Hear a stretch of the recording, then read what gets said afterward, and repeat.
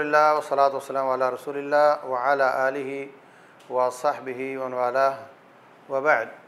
अशहदु अल्ला इलाहा इल्लल्लाह व अशहदु अन्न मुहम्मदन अब्दुहु व रसूलुहु सल्लल्लाहु अलैहि वसल्लम।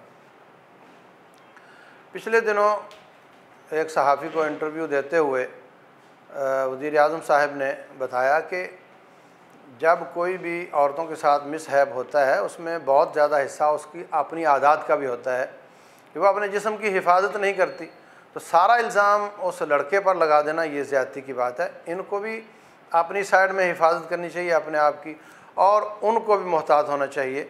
अल्लाह ताला ने दोनों को नज़र नीचे रखने का हुक्म दिया है। तो इस पर जो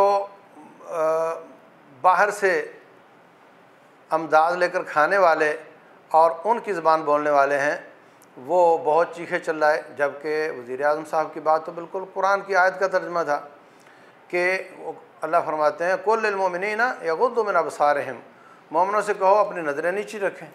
व कुल्लिल मोमिनात यग़ुद्दून मिन अबसारिहिन, औरतों से कहो मोमिनात को कि वो भी अपनी नज़रें नीची रखें। तो दोनों को कहा गया है।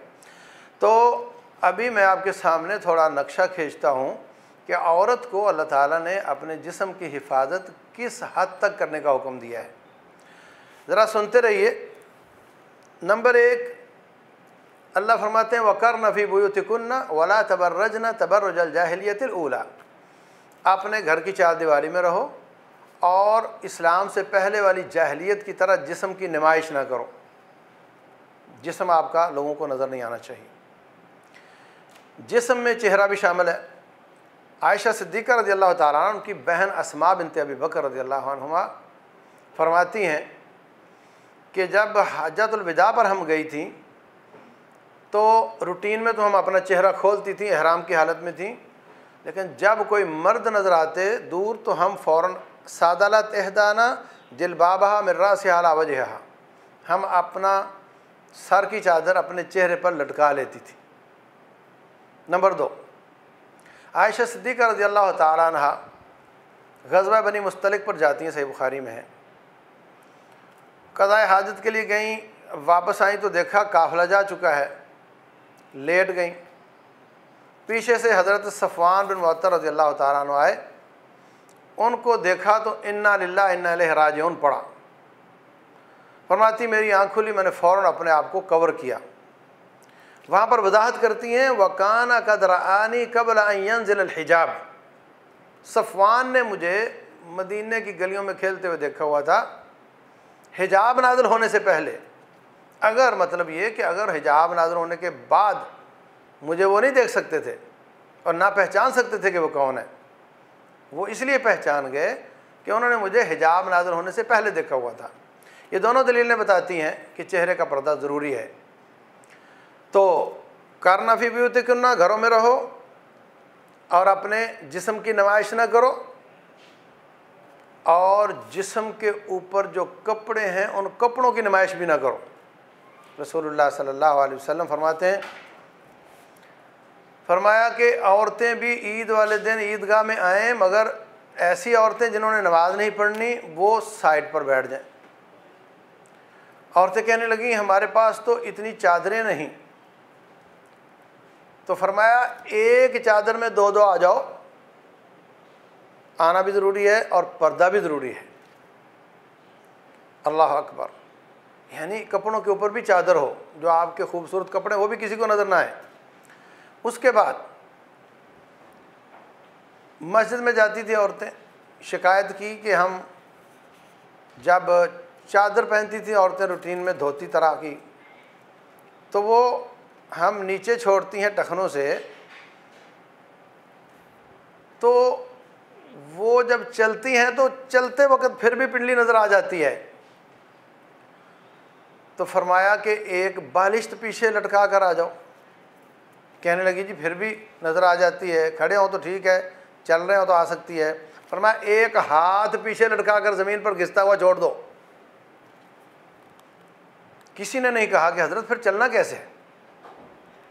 एक और सवाल आ गया, कहने लगी हज़रत जब हम आती हैं नमाज़ पढ़ने और आपने फरमाया इतना पीछे लटका कर आ जाया करो, तो मदीने की कच्ची गलियां हैं, कहीं किसी जानवर का पेशाब पखाना हो सकता है, तो वो कपड़ा परीद हो जाएगा। अब नबी सल्लल्लाहु अलैहि वसल्लम के सामने दो ऑप्शन है, या तो कपड़ा ऊपर करने की इजाज़त दे दें, या फिर मस्जिदों में उस वक़्त धोने का तो कोई सिस्टम था नहीं, तो फरमाया युतहिरुहा मा बअदहा, वो जो कचरे पर से घिसा तो गंदा हो गया, बाद में पाक मट्टी पर घिसा तो मैं मोहम्मद उसको पाक करार देता हूँ सल्लल्लाहु अलैहि वसल्लम, मगर ऊपर उठाने की इजाज़त नहीं देता। और हमारी औरतें आजकल, मर्द जिनको कहा गया है कि टखनों से नीचे शलवार रखोगे तो कबीरा गुनाह है, इतना हिस्सा जहन्नम में होगा, सही बुखारी की हदीस है, वो तो नीचे रखते हैं, और जिनको नीचे रखने का हुक्म दिया गया है वो ऊपर रखती हैं, और ऊपर से हमारी असम्बलियाँ उनको कानूनी शेल्टर देने के लिए तैयार बैठी। नंबर 2, जिस्म का पर्दा, जिस्म के ऊपर खूबसूरत कपड़ों का पर्दा, तो फिर खुशबू अंदर होती है तो बाहर भी आ जाती है। फरमाया नहीं, जो औरत खुशबू लगाकर मर्दों के पास से गुजरती है वो बदकार औरत है। ये हदीस है रसूलुल्लाह सल्लल्लाहु अलैहि वसल्लम की। और फरमाया तीबुन निसा मा ज़हरा लौनुहु व खफ़िया रिहुहु, औरतों की खुशबू वो होनी चाहिए जिसका रंग ज़्यादा, वो तो छुप जाएगा, और खुशबू कम हो, और मर्दों की खुशबू ऐसी होनी चाहिए जिसका रंग थोड़ा और खुशबू ज़्यादा हो। अच्छा, तो ये भी हो गया, मगर जो जिस्म पर जेवर पहना हुआ है, ख़ुसूसन पाँव की पाजेब पहनी हुई है, उसकी आवाज़ तो बाहर आ सकती है।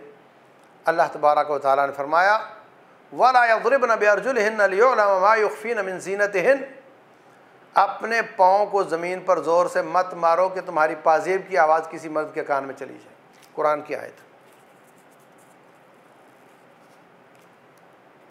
जेवर की आवाज़ का भी पर्दा, खुशबू का भी पर्दा, जिस्म का भी पर्दा, चेहरा समेत जिस्म के ऊपर खूबसूरत कपड़ों का भी पर्दा, गले की आवाज़ का भी पर्दा। अल्लाह फरमाते हैं या निसा अन्नबी, ए नबी की बीवियों, तुम कोई आम औरत नहीं हो। फला तख़दान बिलकौल, अगर कोई मर्द आकर बात पूछता है तो लोचदार अंदाज से बात नहीं करनी। वकुलना कौल मारूफ़ा, मारूफ तरीके से बात करनी है, संजीदगी से बात करनी है। तो कपड़ा ख़रीदने गई, सौदा इतने में दे दो, इतने में ले लो बस, लेकिन लंबी बात, खामखा की बात, हंस हंस कर बात जायज़ नहीं। टेलीफोन पर दो टोक बात, लंबी बात कर देना, बिला वजह बात करना, और उसके फ़यतमा अल्लज़ी फ़ी क़ल्बिही मरद, कि कहीं उसके दिल में तेरे बारे में तमा पैदा ना हो जाए। तो तेरे गले की आवाज़ भी संजीदा हो तो ठीक, वरना उसका भी पर्दा है। औरतें और मर्द आगे पीछे नमाज़ पढ़ते थे मदीना में। फरमाया अगर इमाम भूल जाए, मर्द को समझ आ जाए कि इमाम भूल गया तो सुबहान अल्लाह कहे। मर्दों को समझ नहीं आई, औरतों को समझ आ गई कि इमाम भूल गया है, वो गले से सुबहान अल्लाह ना निकालें, उल्टे हाथ की ताली बजाकर बताएं कि तुम भूल गए हो, गले की आवाज़ ना निकालें।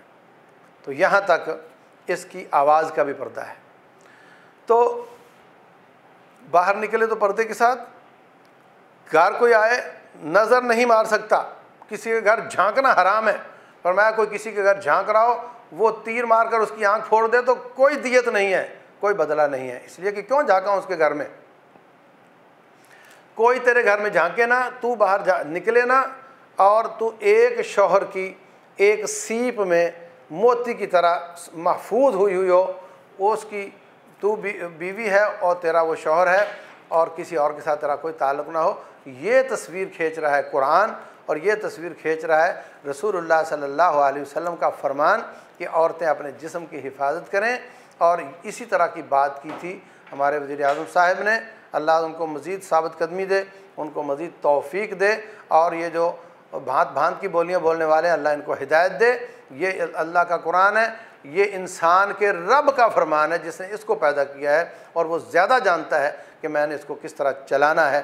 अल्लाह ताला समझने की तौफ़ीक दे। वल्लाहु आलम व सल्लल्लाहु वसल्लम व बारक अला नबीना मुहम्मद।